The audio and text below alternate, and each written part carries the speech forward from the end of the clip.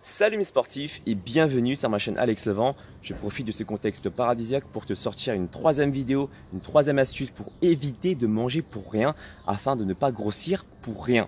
Alors, j'avais déjà sorti deux vidéos à ce sujet-là que vous pourrez retrouver facilement sur le bouton i qui s'affichera ici et dans le descriptif de ma vidéo. Je ne m'attarde pas dessus. Aujourd'hui, j'insiste surtout sur la troisième astuce qui est tout simplement, on va parler du croissant.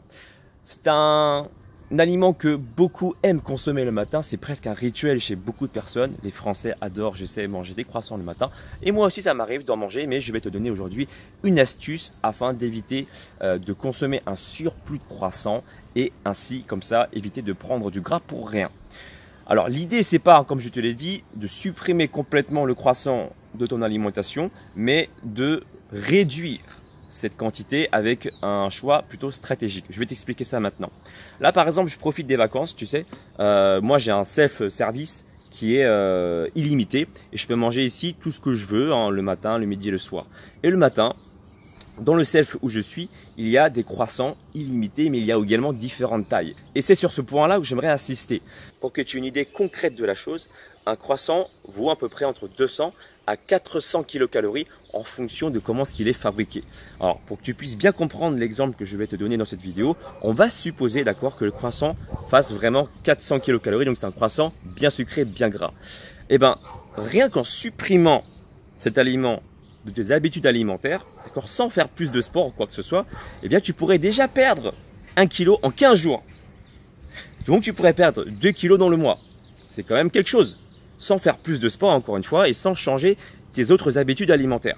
Encore une fois, le but de cette vidéo, c'est pas de t'inciter à supprimer complètement le croissant de tes habitudes alimentaires, mais c'est pour t'expliquer l'impact que ça aurait si tu pouvais, entre autres, le diminuer, cette consommation de croissant.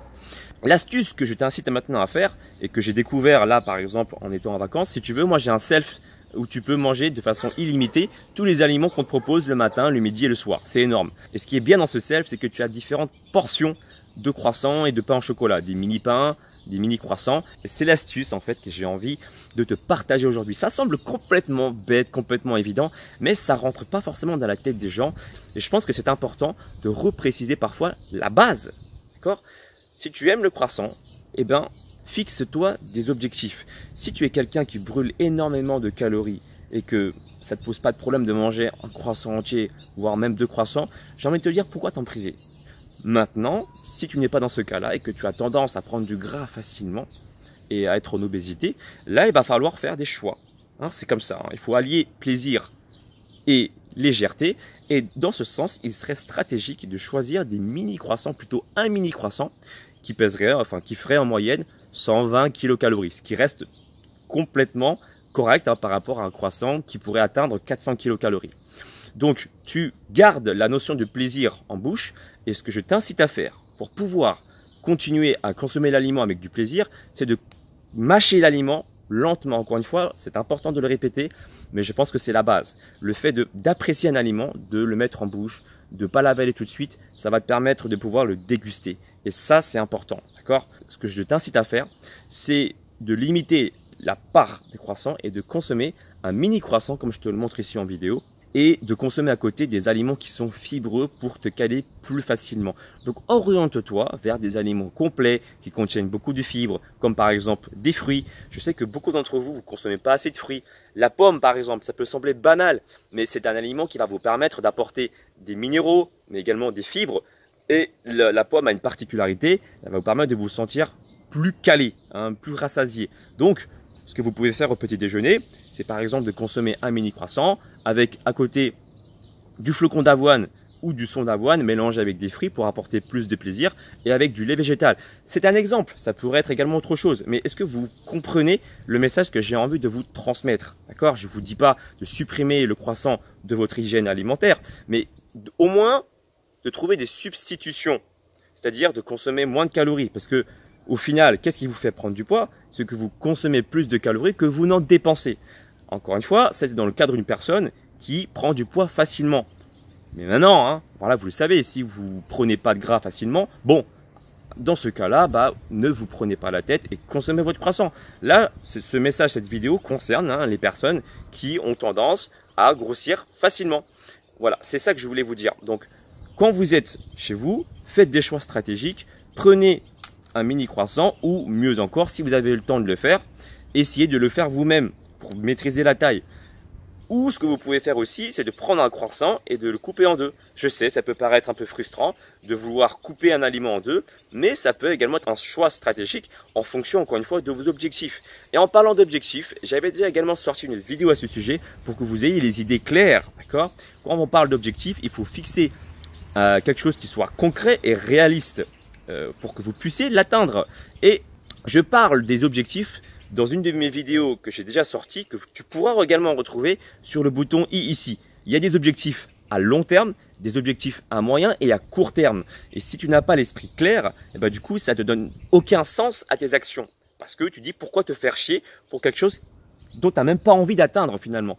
Et ça, c'est la pire des erreurs lorsque vous vous engagez dans une hygiène alimentaire, de ne pas avoir d'objectif. C'est la meilleure façon de vous planter.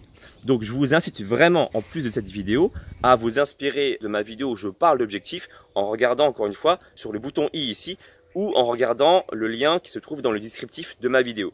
Une autre astuce que je pourrais vous partager dans le même sujet, c'est pourquoi est-ce que vous consommez ce croissant? Est-ce que vous voulez garder un simple plaisir? Dans ce cas-là, ça peut se comprendre, hein, si vous voulez votre plaisir quotidien. Moi aussi, ça m'arrive. Hein. Vous savez, moi aussi, je mange des Pringles un petit peu tous les jours, mais en portions modérées. Parce que c'est un plaisir que je me suis accordé. Mais ça, encore une fois, il faut que ça soit clair avec vous. D'accord? Et en aucun cas, si vous voulez, les Pringles que je mange tous les jours, même si je sais que c'est malsain, hein, mais c'est pas grave, je vous dis la vérité.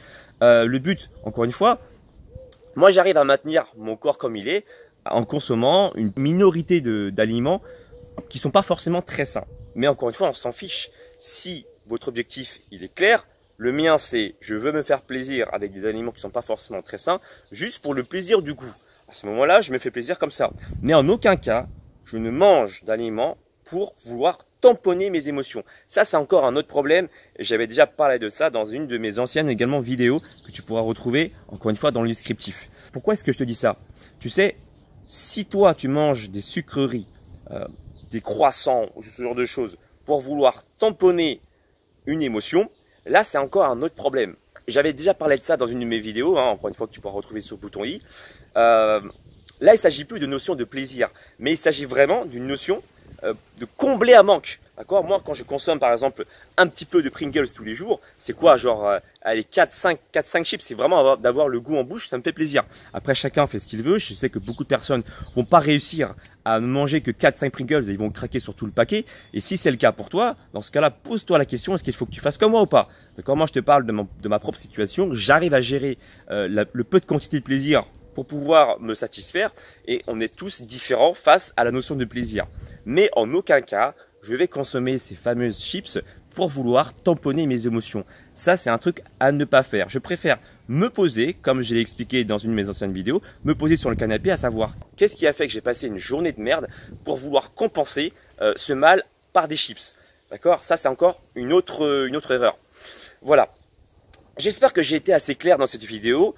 Dis-moi toi dans la barre des commentaires, comment est-ce que tu fais pour gérer tes émotions? Est-ce que tu t'affrontes à la difficulté? Est-ce que tu tamponnes tes émotions? Et j'espère que cette vidéo t'aura fait réfléchir afin de te permettre de trouver des solutions. N'oublie pas non plus de me suivre sur les réseaux sociaux pour ne louper aucune autre actualité. Facebook, Instagram, Snapchat et aussi Twitter. Et puis moi je te dis à très bientôt pour une nouvelle vidéo. Ciao, ciao.